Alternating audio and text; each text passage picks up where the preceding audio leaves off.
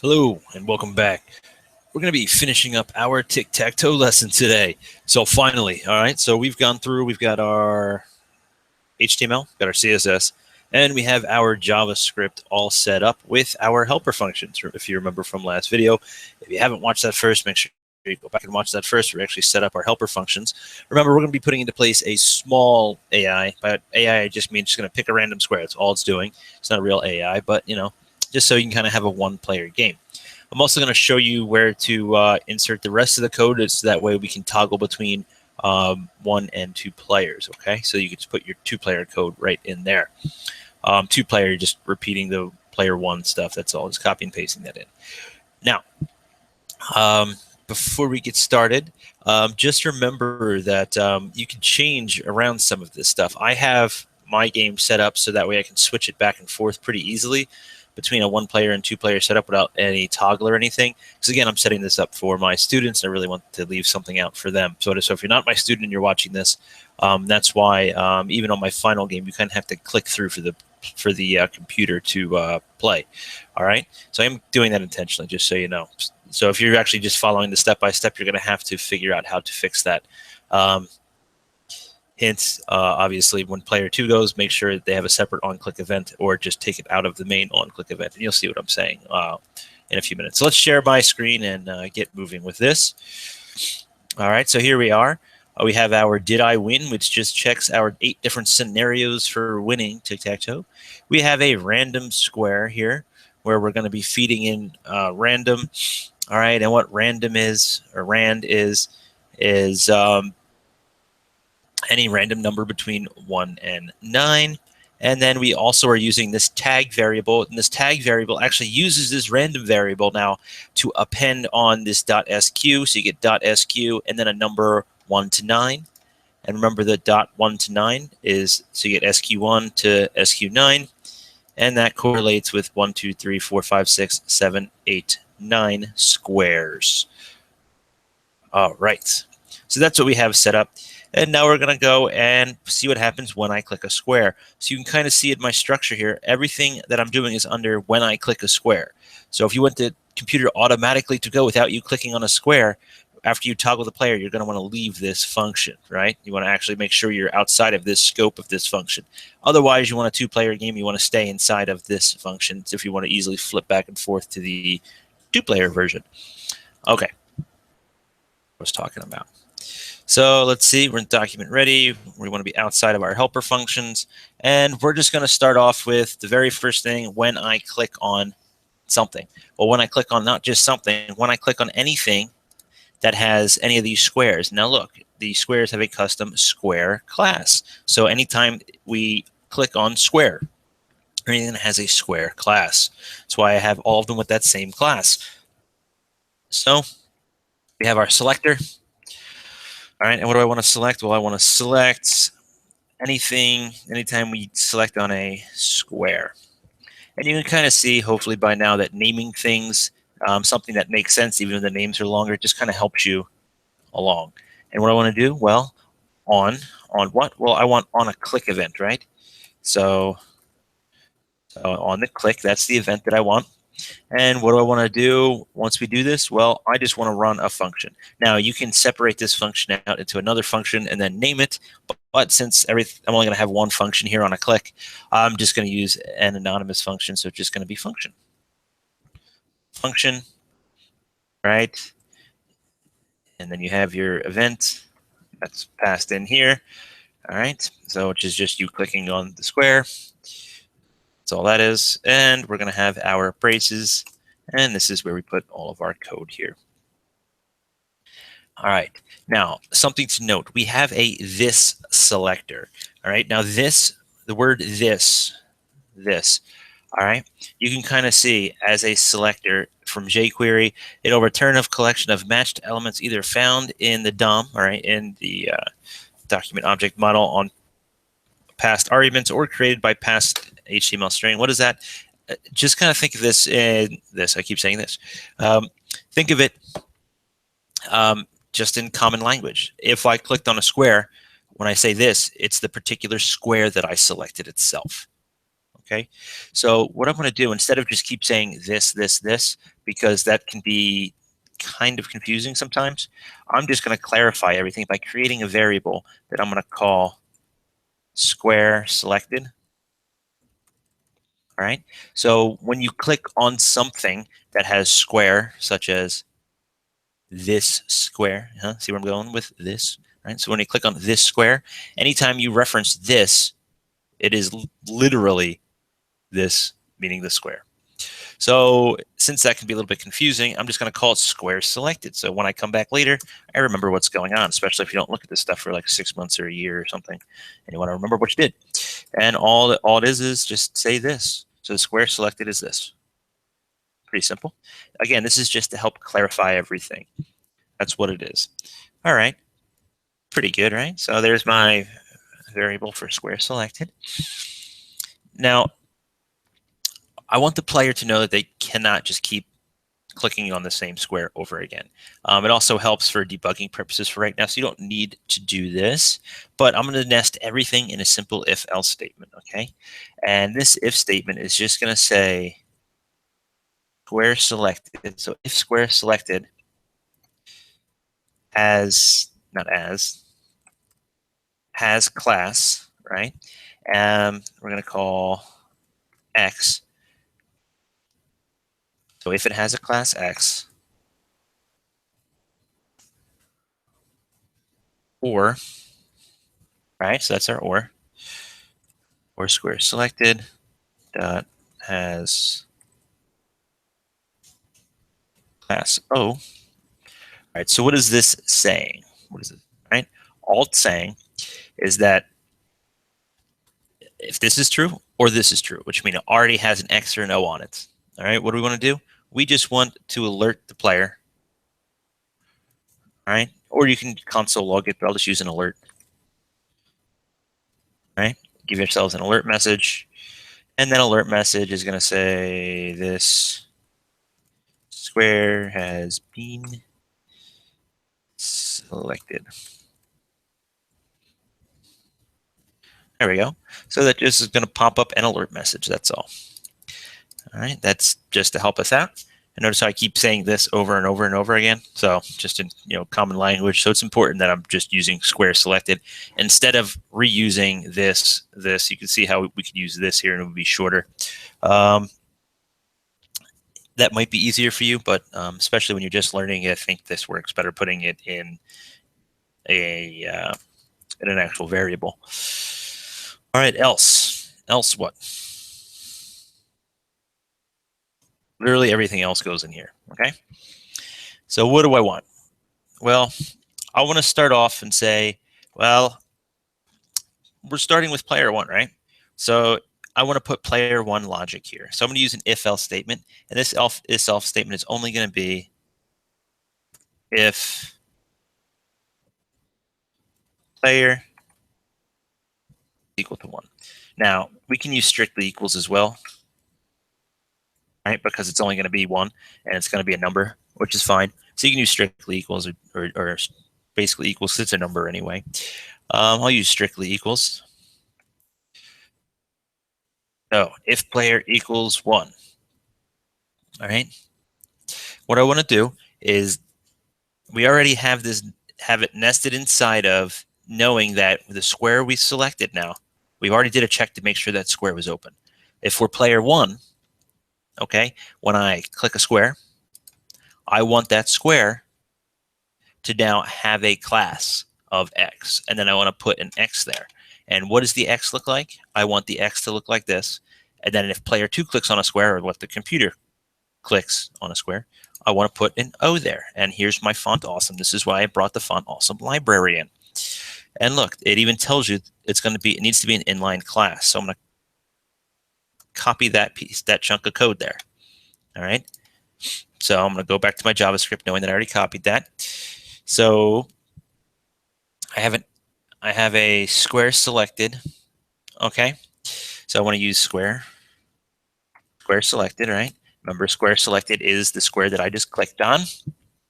Instead of has class, I want to say add class. What class? Okay, it's going to be a class from the CSS. And that class I'm going to use as my unique identifier. Add the class X to that. And now that I have that class X, what does that X do? Nothing, right? It just is there, so I can check it. I'm using it for logic right now. So I want to put an X on there. How do I do that? Pretty simple. I can append. I want to append an inline elements. So there's my quotes. Okay. And there we go. So now I just append on this right here. And what is that right there? That right there is just our font awesome that says, grab that font awesome class, font awesome times, and then it says this area hidden true. And you end that inline element, and that's going to stick an X directly inside that square. Ta-da! And you see the alert square has been selected, so you see what the X looks like. So far, so good, right? Now I'm just filling up with X's until I reload the page. Okay. Success. Success. Well, that's good. Uh-oh. That doesn't really help me, right? So what I need to do is I need to, right after this happens, I need to switch over to player 1. Or player 2, rather. Right after I click something, right? Well, not really. What's really going to happen next is I need to check if I won. So did I win? How do I know if I won? Oh, check this out. I already have a did I win function because I figured this out before. So that way it just makes it easier for me. Nice, nice. So inside of this if, okay, I'm going to nest another one. So if player equals 1, then I'm going to say, okay, well, since I added that, I need to check, did I win? Did I win? And did I win, remember, did I win is looking for something. What is did I win looking for? Remember, it's looking for a symbol. All right, now we are player 1, and so the player 1 symbol that I am using is going to be X. If you want the player to select a symbol, then you're going to have to set this to a variable. Okay, and use a toggle for player 1, player 2 for either X or O, or maybe you don't want to use X and O's, maybe you want to use pictures or little GIFs or something. Either way, that's what goes in here. So you have your, so if did I win X? So what happens if I win? It's going to check to see if I have X classes in any sort of order. Well, I want to do stuff. So what's the first thing that I want to do if player 1 wins? Okay. If player 1 wins, I want to get rid of the game board. Okay. So do you remember how we hide things up here? All right. So I want to select my game board, I called it. How naming everything properly makes your life easier. Dot hide. So I want to hide the game board. What else do I want to do? I want to hide the game board. I want to bring back that reload button, right? So I want to bring back or show that reload button. So let's do this. So I want to select, all right, the reload button. Select that reload button, and then I'm going to show that. Okay. And then, let's see. So after I show that reload button, I need that reload to do something if I click on it. So what is the easiest way to do it? Well, I'm going to run a function. So I'm going to show, so what am I going to do? Well, I'm just going to break this out 2 things here. So reload, on click, right? You can do an on click like we did up here, or we can use something a little easier. Oh, look, we can use a jQuery event handler just called click. So you mean on click function event? All right, we can just use click. So we'll do it in jQuery this time. So click function, and it's going to be an anonymous function. We're not going to take anything in. All we're going to do here is location, not replace, reload. And all it's going to do is reload our page. Okay. So there we have this. And what else do I want to do? I want to show, before I run that,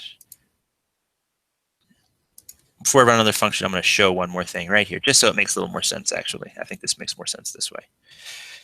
I'm going to show the win. Just makes more sense to me to show, hide, show, and then be able to run a function. Okay. Alrighty. Now here's where all these little lines come into play. So I have this if. Here's the end of this if right here. Okay. So if did I win? So what happens if I did not win? Okay. If I did not win, what am I going to do? Else. See how we're making sure that everything's in line here? All right. Another reason I really like doing this on an editor, I can actually see where these lines are. So we have an if and else, and then we have, so right now we're still in player one. Okay. So if player one did not win, all right. This is why a lot of times I will do something like console log.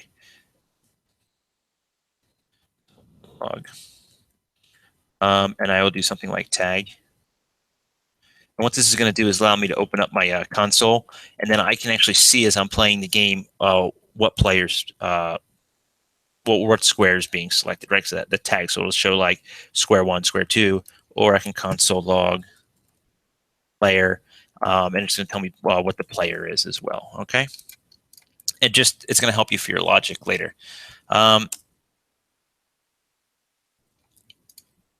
So essentially, all we're going to do is, if we didn't win, we're just going to set player equal to 2.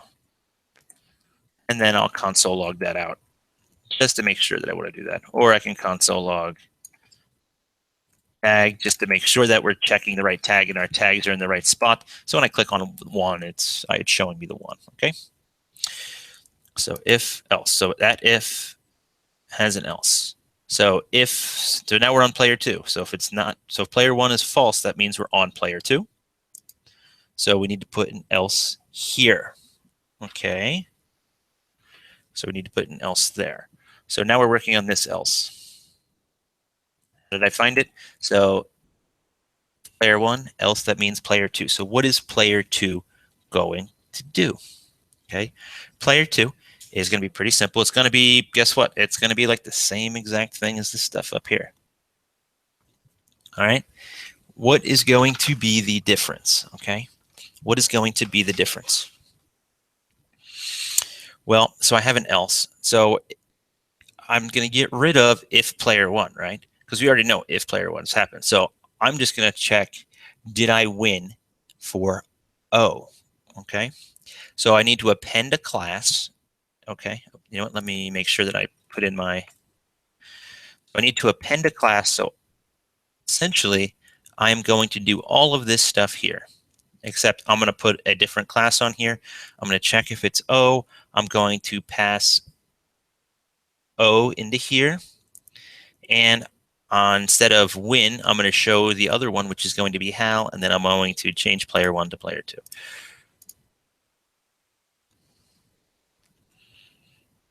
Okay. So what did I do? I added the same logic in here. So now I'm going to check, instead of O, I'm going to check, instead of X, I'm going to check O. And then pass my O's in. Did I win O? All right. Now I want to go here.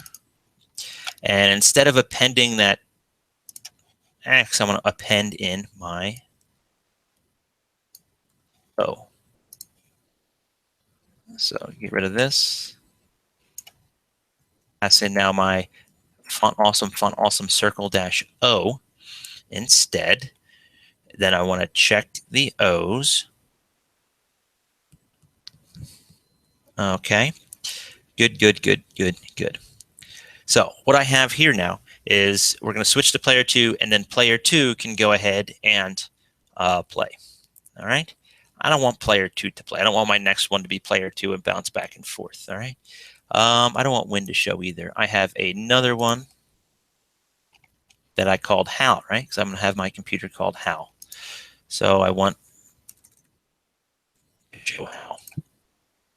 Right now I have 2 players, but I don't have a player indicator on screen, right? Because I have mine set up for the computer.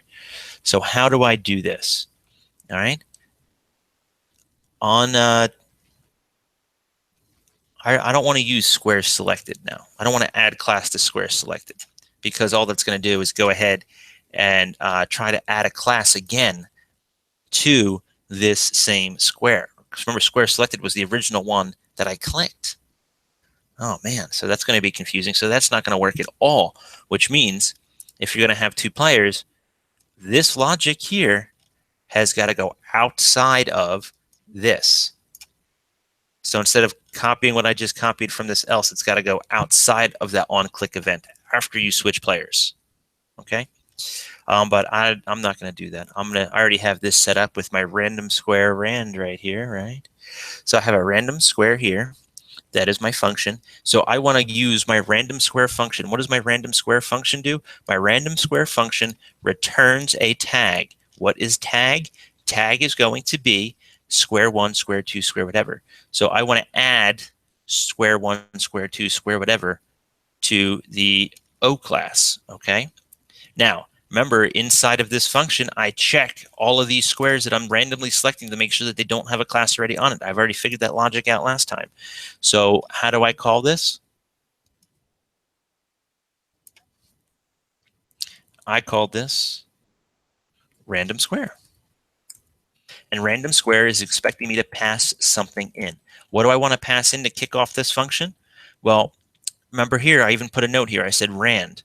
Why did I say rand up here? Because rand is what I initially used right here, okay, rand, which is a random number, to use to make tag. And what did that do? That concatenated a string of .sq and then a random number between 1 and 9. But this time, I need a number to append to this, right? Another random number to append to this. And now this rand is only local to this function. So I need to pass in a random number from 1 to 9 to kick this function off. And look, I already have it up here. It's called random. So what am I going to pass into this function? My variable, random. Okay? My variable, random. All right?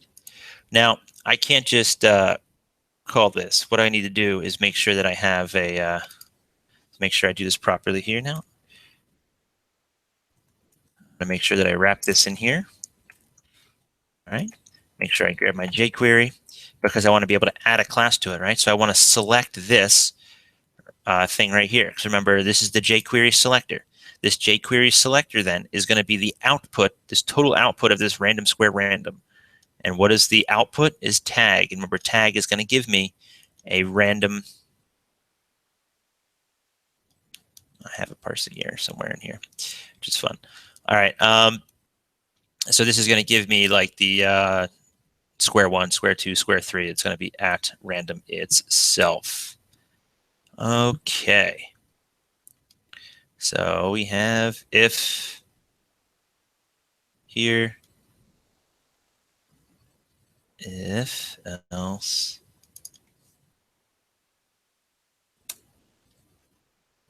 There we go.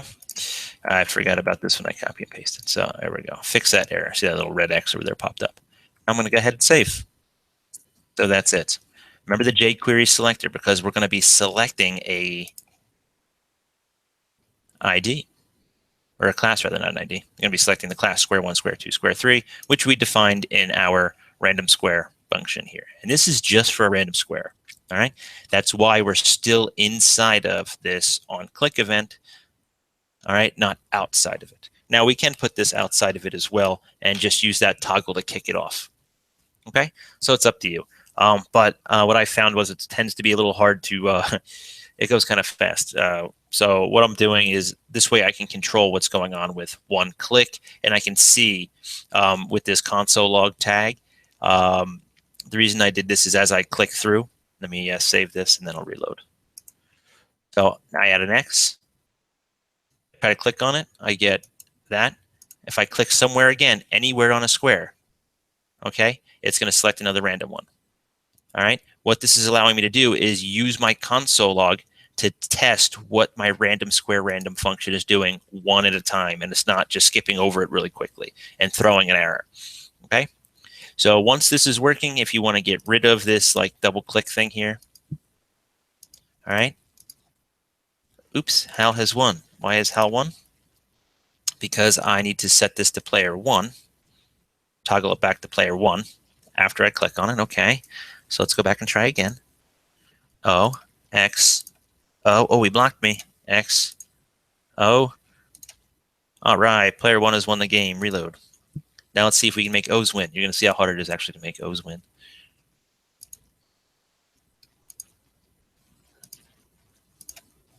Hey.